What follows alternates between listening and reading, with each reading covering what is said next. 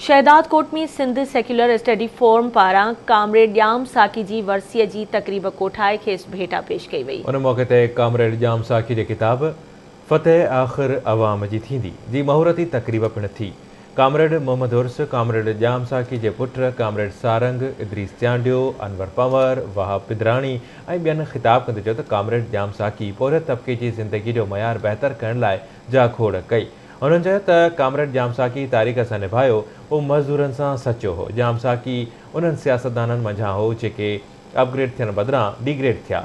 अॻवाननि जो चवणु त कामरेड ॼाम साकी पोरित तबिके जो नुमाइंदो हो। उन ग़रीब माण्हुनि जी मुआशी अबतरीअ जे ख़ात्मे लाइ जिद्दोजहद कई। ॼाम साकी जे हवाले सां मां इहो ई चवंदुसि त कामरेड ॼाम साकी बैनुल अक़वामी शख़्सियत हुयो जंहिं इनकलाब लाइ विड़ियो, सॼी ज़िंदगी अज़ियतूं सटई, इनकलाब लाइ जाखोड़ कयईं। कम्युनिस्ट सियासत जो पाकिस्तान में हिकिड़ो ज़ाहिर हुयो। सो उन जे करे मां उन मौक़े ते उनखे सुर्ख सलाम पेश कयां थो। फतेह नेठि आवाम जी थींदी उन जी महूरत आहे।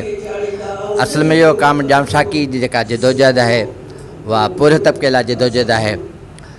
हुन जी जेका जाखोड़ आहे उहा इहा ई त हिन मुल्क जो हारी मज़दूर, बेरोज़गार, शागिर्द सभु ख़ुशहाल थियनि। सादो माण्हू हो, पंहिंजे नज़रिए में धुन लॻंदो हो यको, पंहिंजे नज़रिए सां हुनजो इंतिहाई मज़बूत कमिटमेंट हुयुसि उन हवाले सां, और पंहिंजे पुरहित तबिके सां हुनजो प्यार बि हुयो, बल्कि उन्हनि जे लाइ ज़िंदगी पंहिंजो सॼो सिंध जी न जा वॾी सब कॉन्टिनेंट जी न बल्कि दुनिया जे इनकलाबी अॻवान कामरेड ॼाम साकी जी टीम वरिसी आहे।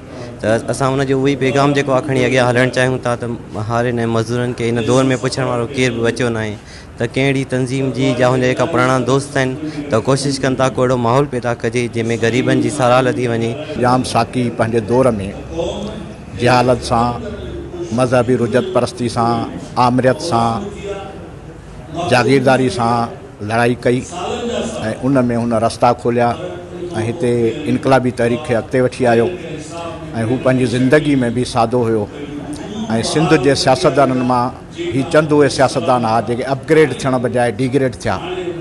ऐं हू पंहिंजे रवियनि में ऐं हमेशह पुरकशिश ऐं बराबरी वारी शइ ते हुयो, कॾहिं बि उन में तासुब कोन हुयो।